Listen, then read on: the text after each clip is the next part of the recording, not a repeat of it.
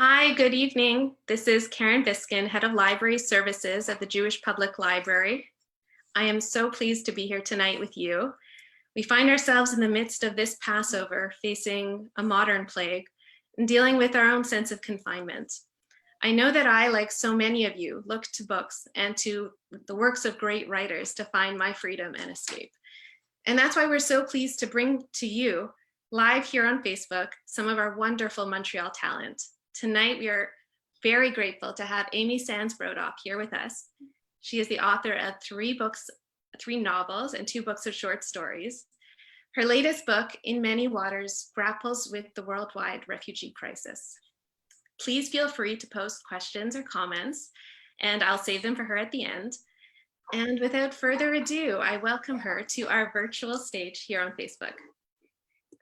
Good evening, everyone, and welcome. Thanks so much for joining us. This is actually my first virtual reading, and I think we're all going to be having some firsts during this period.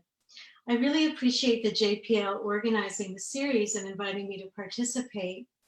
I think we're a bit more isolated these days, and this is a way of bringing us all together.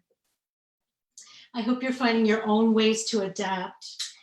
One of my coping strategies is to give my mind, heart, and soul a bit of a rest by reading a wonderful story, getting lost in a novel, listening to music, and making sure to get some fresh air and exercise, riding my bike, walking.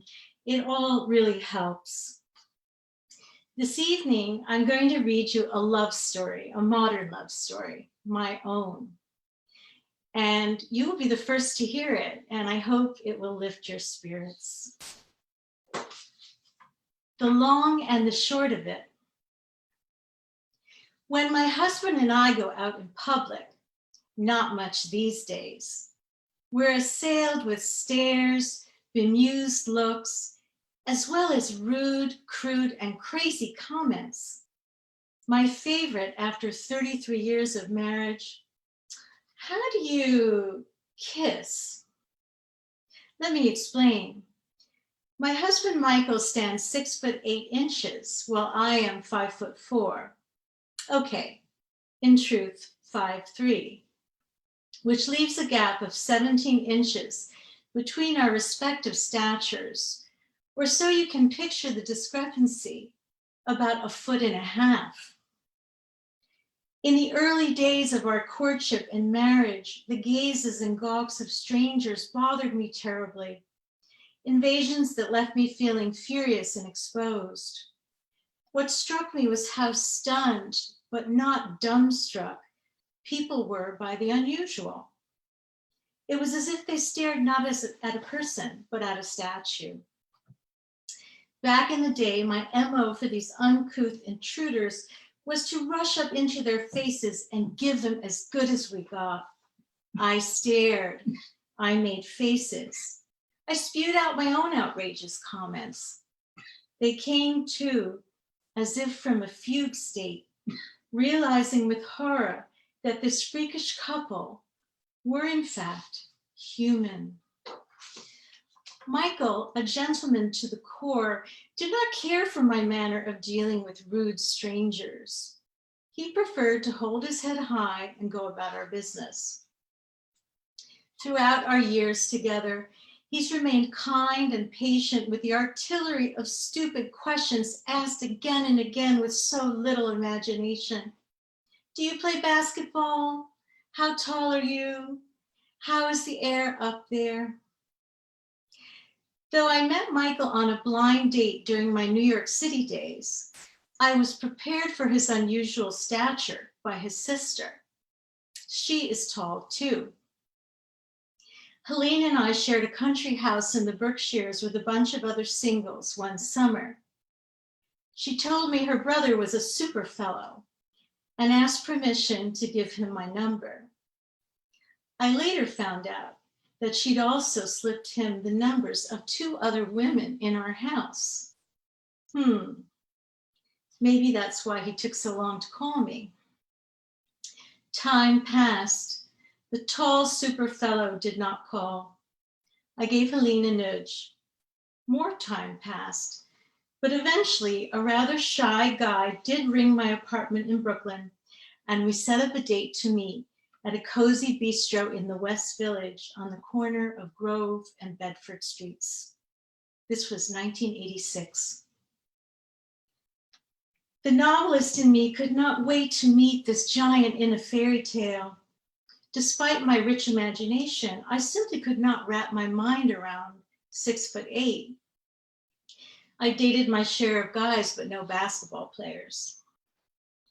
When I entered the restaurant, there he stood in an elegant suit, a midnight blue shirt, a tie adorned with swirls of mauve, apricot, and purple. A handsome man with dark eyes, an expressive mouth, silky black hair falling over his collar, and lovely fair skin. He reminded me of a British boarding school boy all grown up, which in fact he was. I noticed his hands, manly, well-shaped, and expressively carving the air as he spoke. They looked as if they'd been sculpted by Michelangelo. And I loved his voice, deep, calm, and soothing. He listened with a concentrated, focused attention that I had not experienced with other beaux, and his eyes took me in. Over a good French wine, we told each other our stories. Apparently, I babbled for the first hour or so until Michael interjected. Okay, I've heard a good deal about you. Let me tell you about me. I was dumbstruck. Later, after our first anniversary, I said, I couldn't believe you said that to me. And he replied, I was smitten and didn't want to be a cipher. I wanted you to know me. I confess, I fell in love with Michael's story before I fell in love with him. I'm a devotee of Victorian literature, and Michael's life might have been penned by Dickens had Dickens written about Jewish orphans. He and his sister were raised in England. They never knew their father. Michael and Helene lost their single mother when my husband was only 16, Helene 21. Michael's mother, Brana, a Holocaust survivor, died at 52, a legacy of the camps. She was imprisoned in Terezin, Mauthausen, and Buchenwald. She was a loving, self-sacrificing mother devoted to her two children. Her life was them. At our first dinner and many subsequent ones, I learned more about Michael's lost and extended family.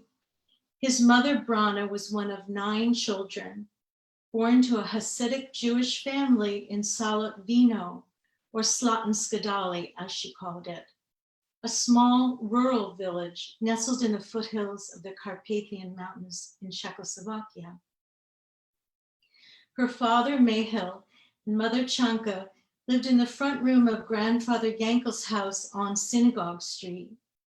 Her father was known for his extraordinary height, 6'5". In fact, the family's name, Hoch, means tall in German. Michael, named for the grandfather he never knew, inherited the legacy of tall stature, as have our 2 children, Tobias, who is 6'3", and Gabriel, who stands at 5'11". I suppose in a way we're the march of the living tall. That is, except for me.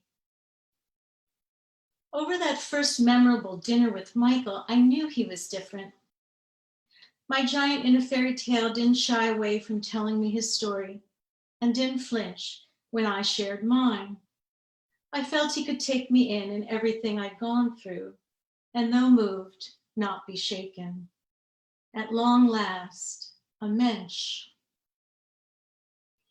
6 months after we met, we returned to that West Village bistro, and Michael got down on one knee and proposed, sliding an engagement ring on my finger, a deco mosaic of diamonds he'd found in an antique jewelry store.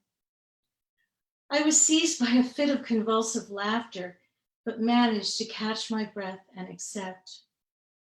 Eventually, He forgave me for laughing, but it took some time. His sense of humor was not that good. Today, I don't notice Michael's height much, at least when we are home with our family. These days, the grown-up British boarding school boy looks almost rabbinical, with a salt and pepper beard, the proverbial male compensation for an almost bald pate, and those dark eyes that drew me in the first place. Here's to the next 33 years. That's the long and the short of it. Thank you so much for listening. And I'm happy to answer any questions if anyone has questions. You got a lot of love. Thank you so much. There was mostly just hearts and love symbols that were shared, which is appropriate for this kind of love story, I think. So thank you so much, Amy. We look forward to hearing more wonderful stories. And this was certainly uplifting and made my night. Oh, thank you so much. And I look so much forward to when we can meet again on the other side. And I know it will be amazing. In the meantime, we'll look for your books and for so many other wonderful books out there to help bring us some inspiration, just as you did tonight. Thank you so much, Karen. Good night, everyone. Good night.